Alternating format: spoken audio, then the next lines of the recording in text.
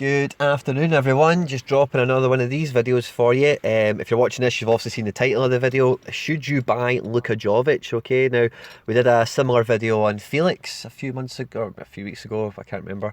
And time permitting, I'll do another one of these videos tonight on a different player.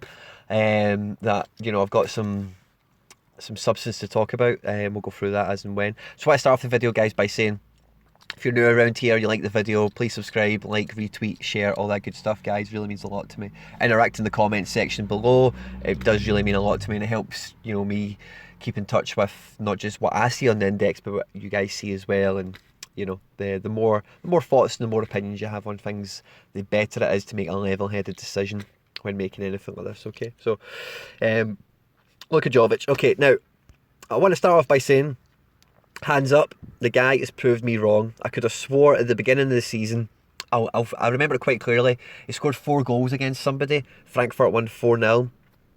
And everybody was going nuts for him, and I thought, it didn't sell me on him straight away. If you've seen this with players before, kind of flash in the pans, they do well and score like a hat-trick, or obviously he scored 4 on that occasion, but they do pretty well and then they fade away after a while. They don't really return to that kind of prominence. And even if you think about like somebody, I know he's not really in the same category in terms of age and likelihood to kick on in their career, but somebody like Delafeu, scored a hat-trick a few weeks ago and I'm just going nuts, Delafeu is so amazing, but it's like, okay, is he really? One of those ones. But so that was my kind of standpoint on him. And really, since the turn of the year, he's really kicked on, and there's no disputing it. This guy's going to be a big player. Okay, he's going to be really, really good. Now, I want to start off by saying his price. Okay, so he's priced at 245 now. Okay, there's never really been a bad time to buy this guy price-wise, because he has just went up and up and up. If you think about pre-split, he's looking at being 735 right now. Okay, a 735 player. It's also 245. We need to try and keep it in today's terms, because it will get confusing. In today's terms, he's hovering around that great level, just kind of what I'd call kind of sub-prime for like media and different, guys like Hazard and Mbappe and Sancho and whatever. He's just below that lower echelon, where he's really got the potential to go and kick on big time. And we'll go into a bit more detail what really ticks the boxes for him. Okay, but I want to start. The first thing I want to highlight to you is, as you know, we've got some news coming from the index in the next couple of days about what they're going to do over the summer in terms of how the media dividends are going to work and what sort of carrot they're going to dangle in front of us to keep us interested over the summer. And the speculation going around the community is that it's going to be highly transfer focused, okay? And this guy is going to be the eye of the storm all summer. He's going to be... Everyone wants to buy this guy. There's no two ways about it. If you Google search this guy, and it's what you have to do with any player before you buy them, you've got to have a wee Google search and go through the news and see what the world is saying about him. And just, you don't need to go very far. He's linked to Tom, Dick and Harry, everyone. Real Madrid, Barcelona, Chelsea, Arsenal, Man U, Man City, you name it, they're in for him. Bayern Munich, everyone is in for him. Now, the really interesting thing about Luka Jovic, and I tried to find it, but see when you search Jovic transfer, let's even...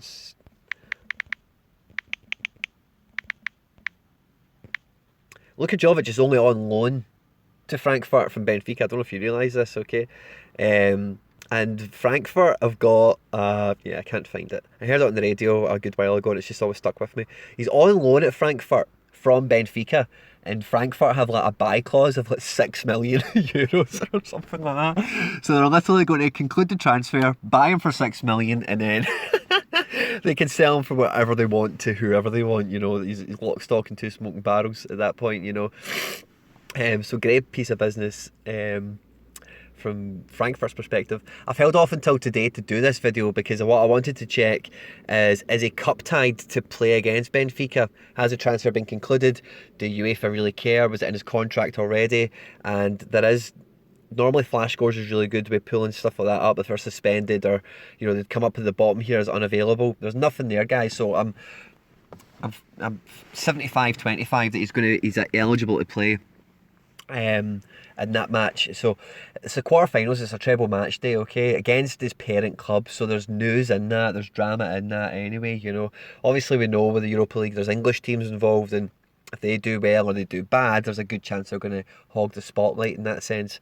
But again, if he shows up and he really tears Benfica a new one, all the transfer links that will follow again off the back of that, performing on even a higher stage, it's only going to increase his potential, for speculation, media buzz, and ultimately his price on the index. At which point, 245 will disappear, and you'll see him getting quite closer to that kind of level above early £3 to £4.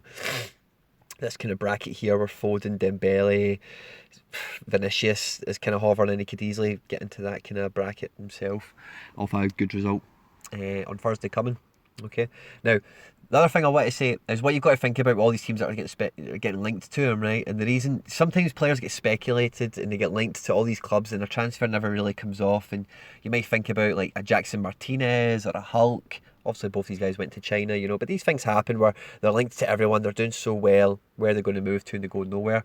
This time around, guys, I don't see any of the big clubs hanging about and messing about, especially Real Madrid, because we all know over the last 5 years, there's been a kind of running narrative that football's moved on and we don't have any of those predator in the box finishers anymore.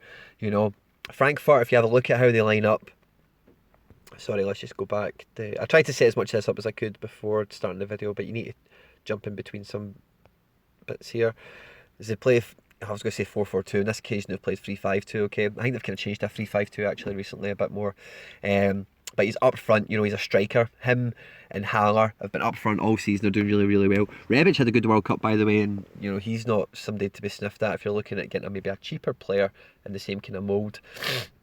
But he's up front, he's a proper striker, and I say that's the narrative everyone's been running for the last couple of years is like, oh, other than Aguero and Kane, Lewandowski and Suarez, Cavani, other than those five, Higuain, you might throw him in there as well, there's no real top level. If you think about 20 years ago, everyone had a striker, proper striker in the box, and while all those guys are just listed, with all of them, with the exception of Kane, they're all at the latter stages of their career, so all these big clubs are looking for the next generation of players to be coming into that kind of role to fill, and that's why I don't see anyone pulling any punches. I see everyone really fighting for this guy and really, really going for him. Okay, so Frankfurt have had a decent season. They're going to continue to do well in the league. They're looking to get in the Champions League, which is nice for them, and they're in the UEFA Cup this year. They're in the UEFA Cup, just so you understand this if you don't know, right?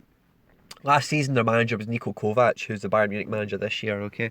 And what they did is they beat Bayern Munich in the final of the DFB Pokal, the German Cup.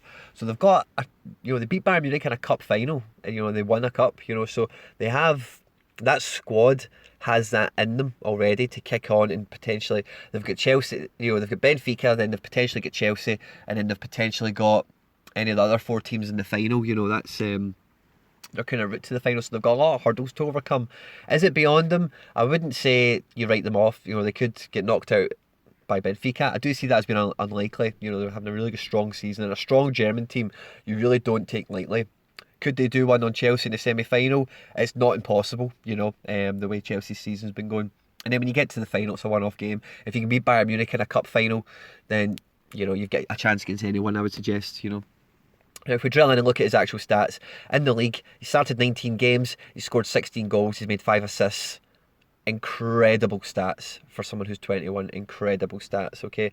If you look at the Europa League, 7 starts, 3 off the bench, 7 goals, 1 assist. Incredible stats, okay? If you look at his playing positions, you can see straight through the middle here. He's playing number 9 or number 10, okay? If he plays number 9, he's up front. Oh, it's just... I don't know why I get both. Yeah, there we go. Attacking midfielder, 3 games, 1 goal. That's probably quite early in the season when he's finding his feet. But number 9 up front, 23 games in all competitions, 20 goals, 6 assists. That is like Ronaldo and Messi numbers. That is insane how good he's doing. So if you're thinking about buying this guy, you can look at this characteristics: finishing, passing, heading attempts, weakness, defensive contribution, and then you can see styles there like layoffs, plays the ball off the ground often. He's honestly such a great prospect, okay, for so many different reasons. And he's not really been like a stop-start kind of striker, with the goals he's scored. He's been fairly consistent throughout the year since starting his goal-scoring run, He's scoring goals for fun all over the place in all sorts of competitions. He's doing so well. So that's somebody who, should you buy him? the answer to that is yes. When should you buy him? I would say the best time is always, and this is just my opinion, that's all it is, guys, is there's not a bad time to buy him. The best time you could buy him is if he gets knocked out of the Europa League. You might see a dip. You might see a dip if he gets knocked out of the Europa League. Beyond that, all you're waiting for is a little plateau where he's nice and level and you're not catching a spike that might have a little dip off the back of it. If you look at this three-month graph, it kind of plateaus between £2 and £2.20, then he starts to lean down towards £2 before a spike. You might want to call that a dip. It's definitely a great chance to buy him when he's been a little bit higher and he's moved down before he jumps up again. But like I always say to you guys, these little level outs, these little plateaus are always great opportunities to buy players at, where you can be comfortable at the price you've bought them at and the level you're holding them for. At 245, with the goals he's going to score for the rest of the season, with the potential Europa League run he's got with treble match days, and with the highly likely scenario of him being the eye of a storm of a transfer debacle over the summer, there's not a bad time to buy this guy, in my opinion, guys, okay? Like I said at the beginning, guys, if you've liked the video, anything you want to add in, let me just double check. I've covered everything I wanted to. Yes, I did. Please subscribe, like the video. If you want to comment and interact, brilliant, go for it. If you find me on Twitter, retweet, share, all that good stuff, guys. Stay out of trouble, and I'll catch you on the next one. Take care, bye-bye.